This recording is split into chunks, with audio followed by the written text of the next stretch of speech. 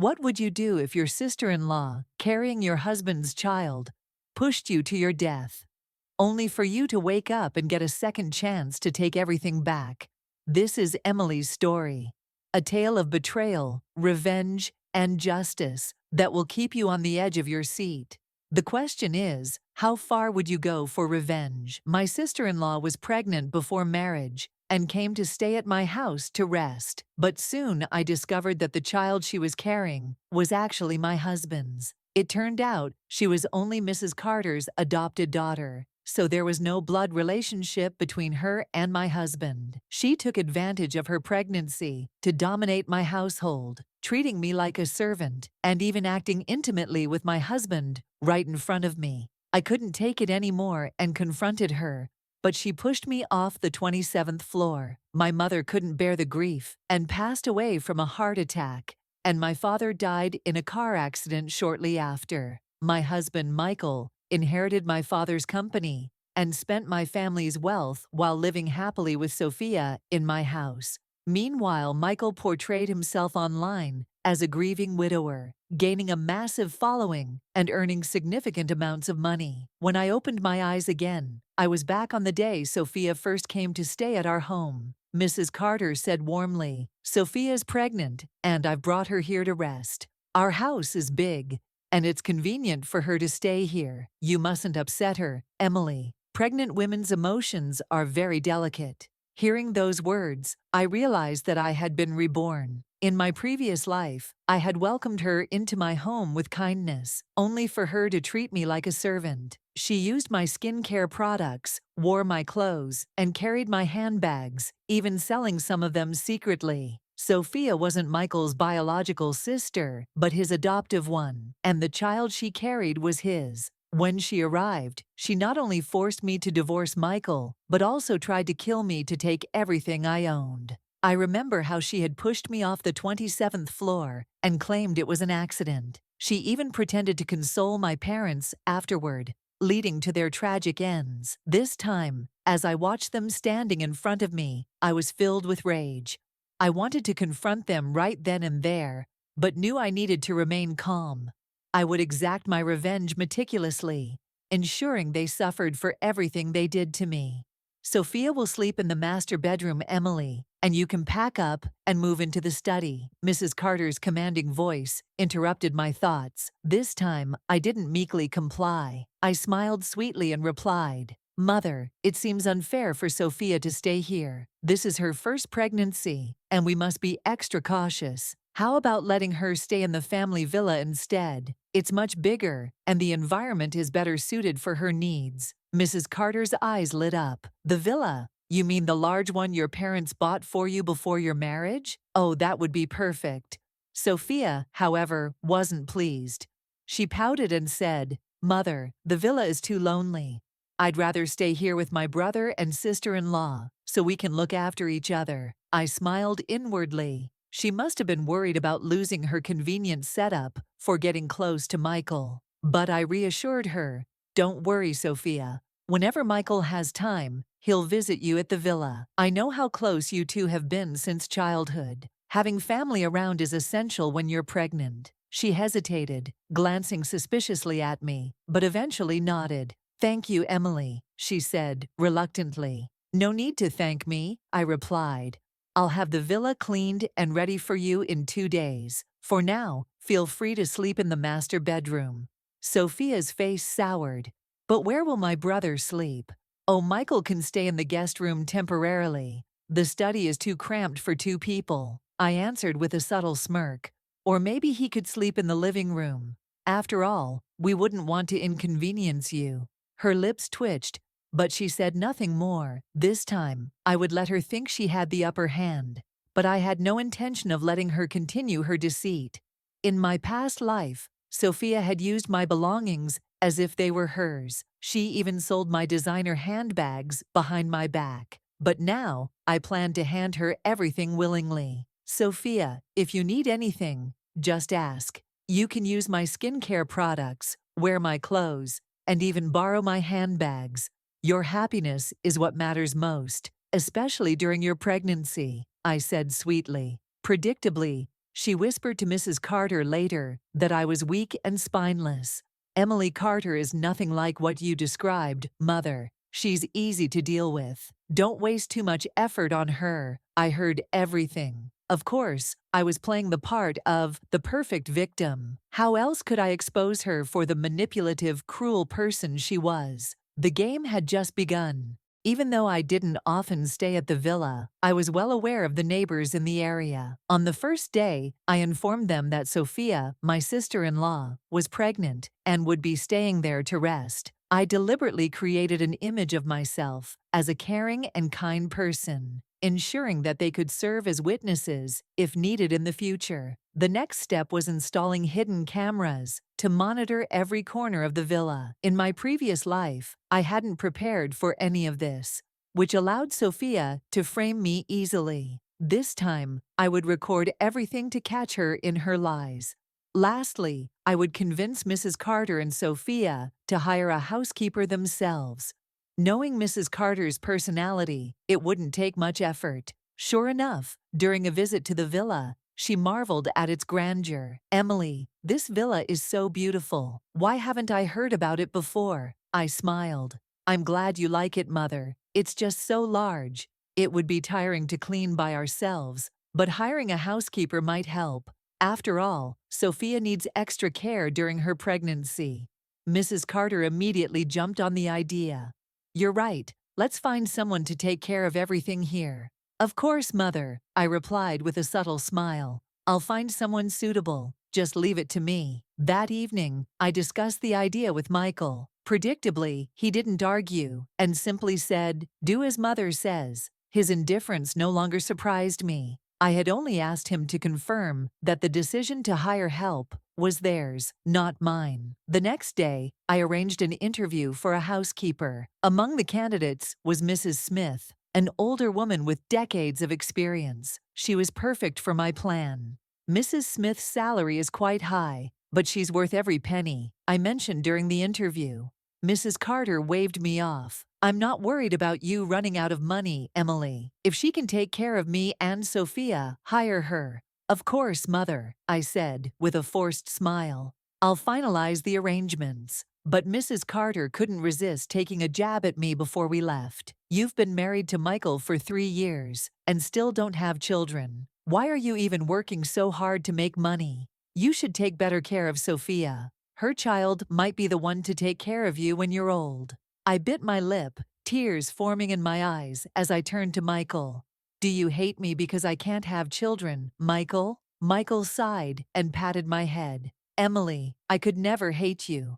Besides, it's not the right time to have children. We're both focused on our careers, and if you like children so much, we can help raise Sophia's child after it's born. He said those words with such confidence, as if I wouldn't notice his true intentions. My heart burned with rage, but I managed to keep my expression calm. Michael's words brought back painful memories. In the first year of our marriage, I had been pregnant, but after finding out, Michael began coming home late, his clothes smelling of unfamiliar perfume. Once, I noticed faint red marks on his neck, and when I confronted him, he shoved me in a fit of rage, causing me to miscarry. That tragedy left me unable to conceive again. Mrs. Carter didn't say anything to my face about it, but behind my back she scorned me. Michael grew colder and more distant, which gave Sophia the confidence to believe she could take my place. But I remembered every insult and betrayal. This time, I would make them pay. After hiring Mrs. Smith, the Carters settled into a life of luxury in the villa. Mrs. Carter acted like a queen, giving orders without lifting a finger. Sophia, on the other hand, was like a spoiled princess. She dressed extravagantly, burned through credit cards, and attended countless shopping sprees. She even began using my cards to buy new handbags, racking up thousands of dollars in a matter of weeks. On one occasion, she bragged to her friends over tea, "My brother spoils me endlessly. He works hard to make money so I can spend freely." Emily never complains. She knows her place. Her friends laughed, praising her for her amazing life. Little did they know, I had already taken screenshots of the online posts she made showing off her lavish purchases. These would serve as evidence later. In my previous life, I had fought Sophia head-on, but that only played into her schemes. She painted me as a cruel and heartless sister-in-law, gaining sympathy from everyone around her. This time, I allowed her arrogance to grow unchecked. She thought she was in control, but I was laying the groundwork for her downfall. Meanwhile, Mrs. Smith began sharing her frustrations with me. Emily, I've never seen such entitled people in my life. They treat me like a servant, demand the most expensive foods, and waste everything they don't like. It's unbearable. I understand, Mrs. Smith, I said with a gentle smile. But let's not dwell on it. If it's too much, I can increase your salary. You could also consider using your online following to share some of your experiences. Perhaps it could provide some relief. Mrs. Smith hesitated, but eventually she started live streaming small snippets of her work. Unintentionally, her broadcasts captured Mrs. Carter and Sophia's true nature. The audience quickly picked up on their haughty attitudes and began criticizing them online. In my previous life, Sophia had weaponized social media to ruin my reputation. This time, I was one step ahead, turning the tide against her. She remained clueless, believing I was nothing more than a fool with money to burn. One evening, I decided to push things further. I approached Michael as he relaxed on the couch. "Michael, I feel so bad for Sophia," I began, massaging his shoulders. "She's unmarried and already expecting a child. Once the baby is born, she'll have to raise it alone. Shouldn't we, as her family, support her more?" Michael smiled, clearly pleased with my words. "Emily, you're such a kind and understanding wife. I'm lucky to have you," I continued. "I think you should spend more time with her at the villa, Michael. She's probably feeling lonely." "Emily, I'm swamped with work, you know that," he replied. "But isn't family more important? Besides, I'm not experienced with taking care of pregnant women. You, as her brother, are the best person to help her through this," I said softly. Michael hesitated but eventually nodded. "You're right. I'll adjust my schedule and spend more time with her." Satisfied, I smiled and kissed him on the cheek. I knew he had no idea that I was setting the stage for his downfall. As expected, Michael began staying at the villa more often. During one of my visits, I accidentally walked in on Sophia sitting on Michael's lap while he fed her fruit. They looked like a married couple. Mrs. Smith, who had started noticing their interactions, seemed uneasy. "Mrs. Carter," Mrs. Smith began hesitantly. "I don't mean to pry, but is there something unusual about the relationship between Michael and Sophia?" "Oh, Mrs. Smith, you misunderstand," I said with a laugh, pretending to dismiss her concerns. "They've been close since childhood. It's nothing more than sibling affection." Mrs. Smith didn't seem convinced, but I knew her unease would work in my favor. Soon enough, she began watching them more closely and reporting back to me. The moment of truth came during one of her live streams. Mrs. Smith had just stepped into the house when she heard muffled noises from the master bedroom. She pushed the door open slightly and was greeted by a shocking sight. Michael and Sophia, their clothes disheveled, looked up in panic. Mrs. Smith screamed, "What are you doing?" Michael jumped to his feet, fumbling to button his shirt. "This isn't what it looks like, Mrs. Smith," he stammered. Sophia, still clutching a blanket around her, sneered. "What's it to you, anyway? You're just a servant. Name your price to keep quiet." Mrs. Smith was outraged. "You people are disgusting. What would Emily think? You're betraying her." Sophia rolled her eyes. "Emily's nothing. She's just an outsider in this family. She'll believe whatever we tell her." Unbeknownst to them, Mrs. Smith's phone was still live streaming the entire scene. By the time she realized it, the video had already gone viral, with millions of viewers watching. The comments were ruthless, exposing Michael and Sophia's affair for all to see. By the time I arrived at the villa that evening, the house was in chaos. Mrs. Smith was crying hysterically, and Mrs. Carter stood frozen in shock. Michael and Sophia were still trying to explain themselves when I walked through the door. "What's going on?" I asked, feigning confusion. Mrs. Smith rushed to me. Emily, you have to hear this. They've been enough. Mrs. Carter cut her off, glaring at Mrs. Smith. You're overstepping your bounds. Get out. But Mrs. Smith wasn't backing down.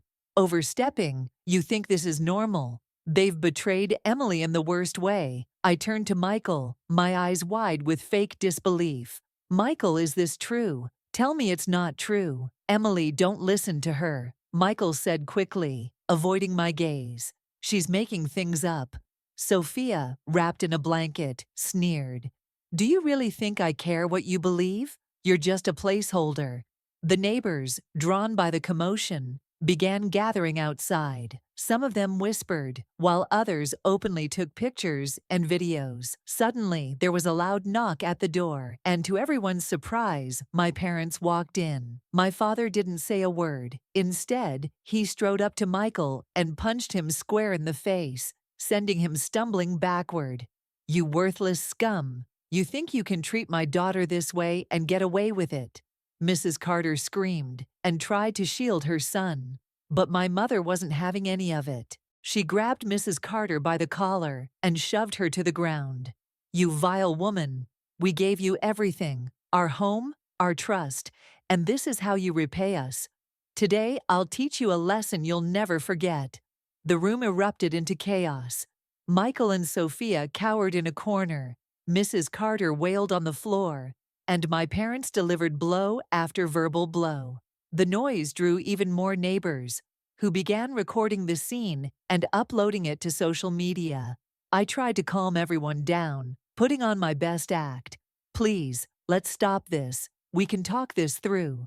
I placed a hand on my mother's arm to pull her away, but she took the opportunity to kick Mrs. Carter one last time before stepping back. By then, the damage was done. Videos of the confrontation flooded the internet, adding fuel to the scandal. Keywords like affair, fake siblings, and the betrayal of the year dominated trending topics. People were horrified by the situation, especially after recognizing Michael and Sophia from Mrs. Smith's earlier live stream. I kept my face composed, but inside I was exhilarated. Everything was going according to plan. I knew that no matter how much Michael and Sophia tried to explain, they wouldn't recover from this. The scandal quickly spiraled out of control. Social media exploded with outrage as millions of viewers dissected every detail of Michael and Sophia's betrayal. The comments were relentless. How disgusting! Betraying his own wife with his adopted sister. What kind of people are these? Emily is such a kind woman. She even took care of that ungrateful sister-in-law. This is how they repay her. This is the most twisted thing I've ever heard. I hope they both get what they deserve. Despite the chaos, I played my role as the devastated wife to perfection. When reporters called, I declined interviews with a tearful, "I just want to be left alone to heal." Public sympathy poured in, and Michael and Sophia became the targets of unrelenting criticism. To make matters worse for them, Sophia's online business was uncovered. The store's name was quickly spread across the internet, and customers flooded the page with negative reviews. Though the shop didn't officially close, it was clear that its reputation was ruined. One evening, as I scrolled through the viral posts, my phone buzzed with a call from Mrs. Carter. Her voice was frantic. "Emily, you need to fix this. Michael's career is on the line. Sophia can't even leave the house without being harassed." "Fix it," I replied, my tone icy. "You mean after everything they've done to me, I should help them?" "Emily, please," she begged. "We're family. Think of the baby Sophia is carrying." "The baby," I said with a bitter laugh. "Do you mean the baby that Michael fathered? The baby you've been trying to pass off as someone else's to cover up their affair?" Mrs. Carter fell silent, unable to refute me. "Let me make this clear," I continued. "You and your son will pay for what you've done to me. I'm filing for divorce, and Michael will leave with nothing. As for Sophia, she can fend for herself. And if you think I'm bluffing, just wait and see." With that, I hung up. Days later, the three of them were still holed up in the villa, refusing to show their faces, but I knew they wouldn't stay quiet for long. Desperate people always made desperate moves. Michael, Sophia, and Mrs. Carter didn't remain silent for long. Their desperation became evident as they started plotting their next move. It didn't take much to predict their actions. They wanted to turn the tables and eliminate me from the equation. One afternoon, Mrs. Smith discreetly informed me about a suspicious conversation she had overheard. "Emily, I think Sophia is planning something dangerous." She mentioned the balcony glass being unstable. Her words sent a chill down my spine, but I managed to keep my composure.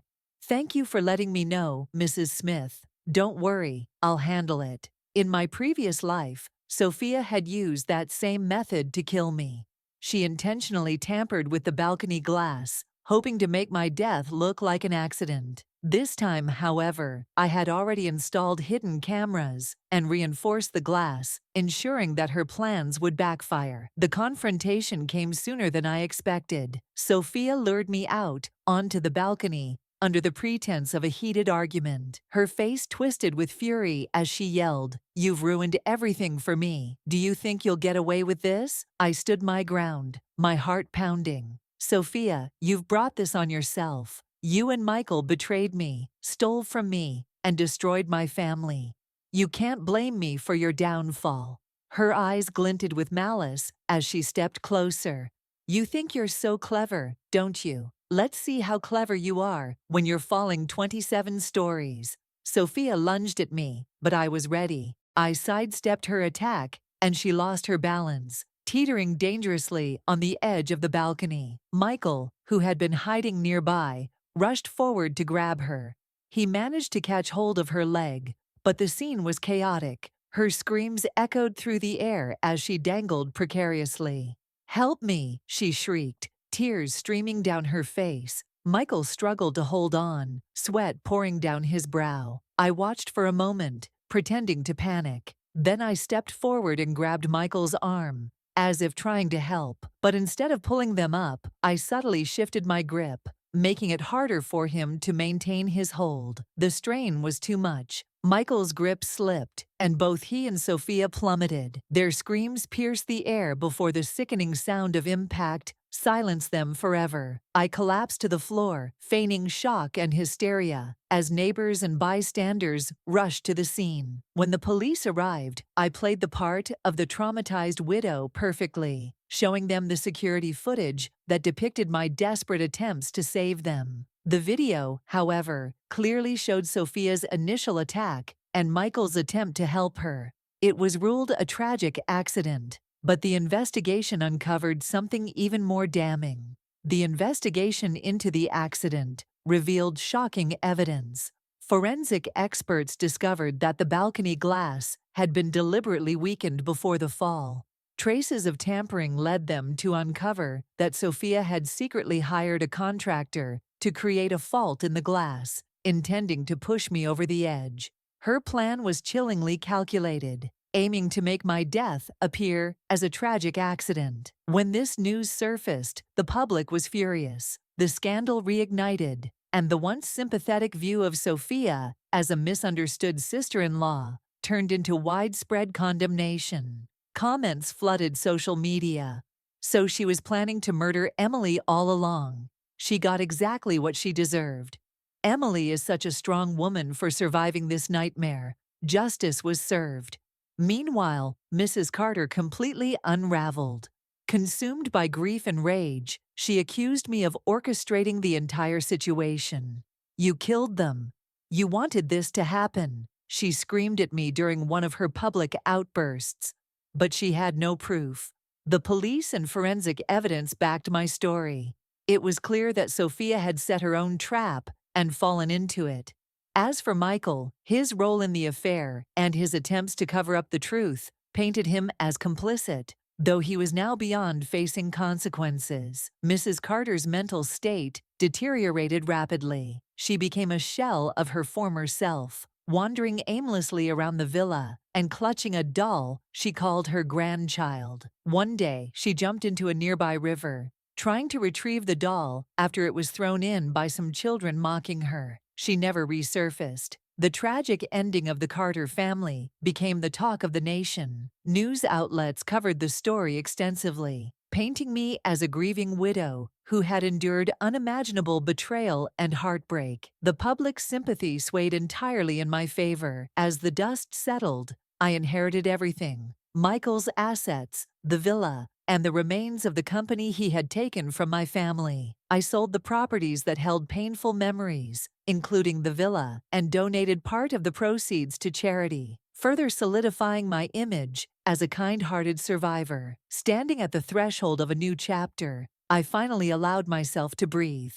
I had endured and outsmarted them all, ensuring that justice was served. With the Carter family's shadows behind me, I was ready to rebuild my life and embrace a future free of their betrayal. As the world moved on from the Carter family tragedy, I found myself in a place of reflection. Every piece of pain they caused me had been repaid, and their downfall was a result of their own greed and treachery. Yet the journey to this point had reshaped who I was: stronger, wiser, and more determined than ever. Michael's company, which he had inherited after my parents' deaths, now belonged to me. I took the helm with a clear vision to rebuild it into what my parents had dreamed of before it fell into his hands. With dedicated employees and renewed leadership, the business began to flourish again. The wealth I inherited from the Carters was significant, but I used it strategically. I invested in causes that mattered to me: funding shelters for abused women, supporting single mothers, and building a foundation in memory of my parents. These acts of giving not only honored their legacy, but also gave me a sense of purpose that went beyond revenge. Social media, which had once been a tool for the Carters to spread lies about me, now became a platform to share my story of survival and resilience. My followers grew rapidly as people resonated with my message of overcoming adversity. They saw me not just as a victim, but as an empowered woman who had reclaimed her life. One day, I visited the graves of my parents. Kneeling beside their headstones, I whispered, "It's over now. Everything they took from us has been restored. I hope you're at peace, knowing your daughter is strong and will continue to honor your memory." The wind rustled softly, and I felt an unexplainable calm wash over me, as if they were giving me their blessing. As for my personal life, I decided to take things slow. Trust would not come easily after what I'd endured, but I held hope that someday I'd meet someone who could see me for who I truly was, not as a shadow of the past, but as the woman I had become. The house where the Carters once lived was long sold, its haunting memories erased. I moved into a new home, a fresh start, symbolic of the new life I was building. The laughter of neighbors, the sight of children playing, and the warmth of the community reminded me of the simpler joys I had once taken for granted. I had survived betrayal, loss, and heartbreak, but I had also risen above it all. The future was mine to shape, and I vowed to live it fully, without fear or regret. Standing on the balcony of my new home, looking out at the horizon, I took a deep breath. The past would always be a part of my story, but it would no longer define me. I was free.